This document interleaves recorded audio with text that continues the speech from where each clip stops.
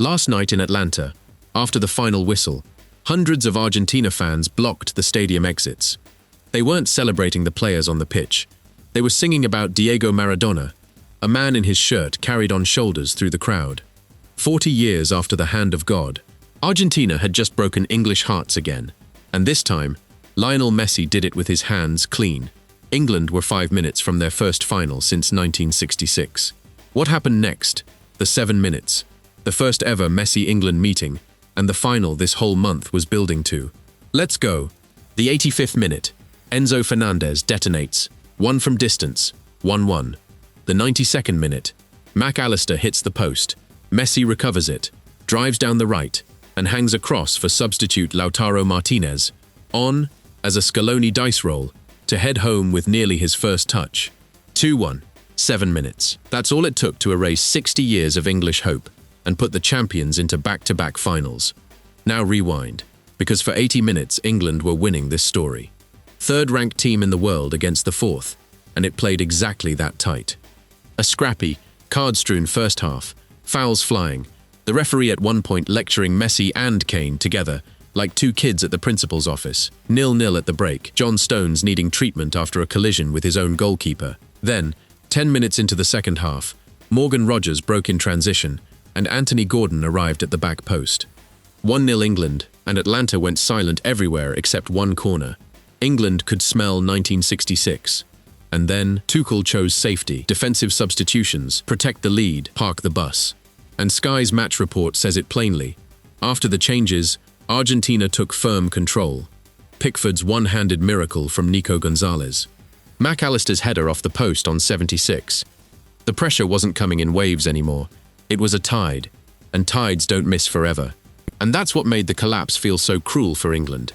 It wasn't one mistake, one lucky bounce, or one impossible refereeing decision. It was 80 minutes of discipline being slowly squeezed out of them by a team that simply refused to stop believing. Every clearance came straight back. Every second ball seemed to fall to an Argentina shirt. The midfield stopped carrying the ball forward and started protecting space instead. England's attacks became shorter, their defensive line dropped deeper, and every minute that disappeared felt like another invitation for Argentina to keep coming. The crowd could sense the momentum changing before the scoreboard ever did. You could almost feel the tension hanging over the stadium as every pass, every tackle, and every corner brought another wave of pressure. England weren't just defending a one-goal lead anymore. They were defending 60 years of history, decades of near misses, heartbreak, and expectation. Football has a habit of punishing teams that play not to lose, instead of playing to win. Argentina kept asking the same question over and over again, stretching the pitch, forcing one more save, one more block, one more desperate clearance. Pickford delayed the inevitable, with moments of brilliance. The defenders threw themselves into every challenge, but the spaces kept growing, and the belief inside the Argentine side kept growing with them. By the time Enzo Fernández finally found the equalizer, it didn't feel like lightning from a clear sky. It felt like the pressure valve finally bursting after minutes of relentless force. And from that moment, you could almost sense there was only going to be one winner. And place last night in the ledger, because this is now a pattern with no precedent. Cape Verde, saved in the 111th minute. Egypt, 2-0 down with 12 to play. Switzerland, dragged to extra time by 10 men, won it in the 112th. And now England, trailing with 5 minutes of normal time left, in a semi-final, turned in 7. 4 knockout rounds, 4 resurrections, 13 World Cup matches unbeaten, and every single one of them a heart attack. Whatever this Argentina team is missing in dominance, it has replaced with something no statistic measures. And here's the layer that makes it mythic. In 205 games for Argentina, across 2 full decades, Lionel Messi had never played England, not once.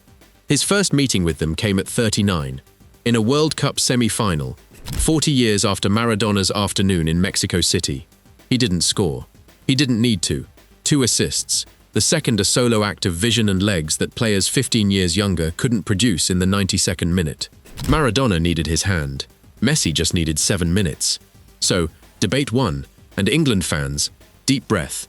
Tuchel's defensive substitutions with the lead, prudent management that was undone by individual brilliance, or did England bottle the final by inviting the tide? 5 minutes from 1966. Pick a side and be honest. Either way, England's World Cup isn't quite over, and neither is something else. The boot. Hold on. Quick one. Subscribe to Pitchside FC for a fresh debate every morning. Right. The endgame. For England, the 60th year of hurt begins with a brutal arithmetic. 5 minutes from the final, undone in 7. Kane, blanked, at what may have been his best chance. Bellingham, blanked, his first quiet knockout night of the summer. And Pickford, honestly heroic, the one-handed stop from Gonzalez, rooted and helpless for the rest, joins Bunu and Kobel and the rest of this tournament's great keepers in defeat. The Keepers World Cup claimed one more. But England are not done. Saturday brings the third-place game against France, a rematch of everything this goldenish generation has been through. And whatever you think of bronze medals, that fixture just became a golden boot battleground. Because look at this end game. Messi, 8 goals, and 2 more assists last night. Remember, assists are the tiebreaker. Mbappé, 8, with assists of his own. CNN still calls it tied at the top, and nobody outside FIFA's stat room can settle the tiebreak from here, which makes the finish perfect. Saturday, Mbappé, Kane and Bellingham all play in the same third-place game. Sunday, Messi plays the final. The Golden Boot will be decided across 2 days, 3 cities of emotion, and possibly 1 kick. There has never been a race like this. And now, the final football has been building toward for a month. Spain, Argentina. Sunday, the European champions against the South American champions, the 2 best teams of this generation, meeting with everything on the table.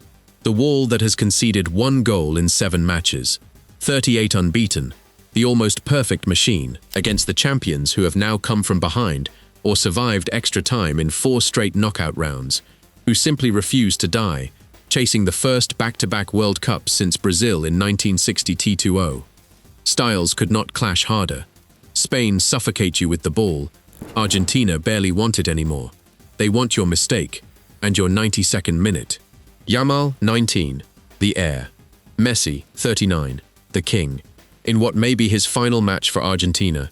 Nothing confirmed. Everything felt. The models say Spain, 42-27. The models also said France, England and Switzerland. Sunday decides everything. The trophy, the boot, the era. So, the verdict. A triple. 1. Tuchel, prudent or bottled it. 2. This Argentina side, 4 straight knockout resurrections. Is this the mentally strongest team in World Cup history? Yes or no? And 3. Sunday, hand on heart, the wall or the escape act. Who lifts it and who takes the boot? Pick a side. All 3. Comments now. Receipts on Monday. Best takes get pinned. Subscribe to Pitchside FC. Turn on notifications. The boot battleground verdict lands Sunday morning. The final verdict Monday. The biggest week in football ends right here. Pitchside FC. Pick a side.